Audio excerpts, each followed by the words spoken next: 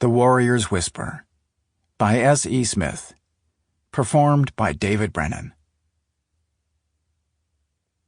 Chapter 1.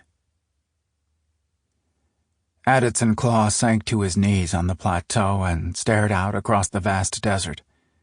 The sticky dampness of blood made the velvet shirt he was wearing cling to his skin. He ignored the discomfort. The fabric helped stem the blood from the deep cut to his side. His stiff fingers slowly opened, and the bow in his hand fell to the rocky sand beside him. His gaze beheld the beautiful mountains, and for a brief second he almost forgot how much pain he was in. Shadows crossed over the mountains, causing the reddish rocks to look even darker than they were. He looked up at the clear blue sky dotted with high clouds.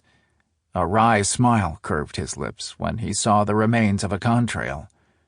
For a moment, he imagined he was on one of the huge jets traveling to Toronto, London, or Sydney. That was where he belonged. Not here in the middle of nowhere, Utah, trying to pretend that he was one of his distant ancestors. Who was I trying to kid? He thought, with a self-deprecating chuckle. He winced and wrapped his arm around his ribs. He was pretty sure he had cracked a few during his fall. The pain made his head spin.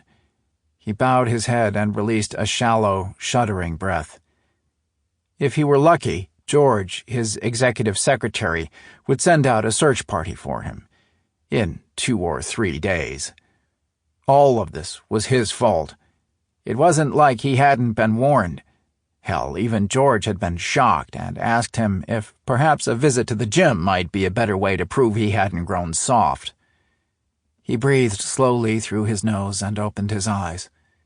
Gritting his teeth against the pain, he reached for his grandfather's old bow. He used the sturdy weapon as a cane to help him stand. By the time he was back to his feet, he was panting. The sweat on his face made him feel chilled, and he was having trouble catching his breath. No more sitting or kneeling. If I do, I probably won't be able to get up again, he silently cautioned himself. There was a path that crossed the plateau and wound down to a river. He would be able to find some shade, relief from the intense heat, enough vegetation to make a small fire, and water to drink and wash his battered body. Never again, he swore out loud. It was amazing how speaking something out loud seemed to give him a bit more strength, even if he was talking to himself. Sample complete. Ready to continue?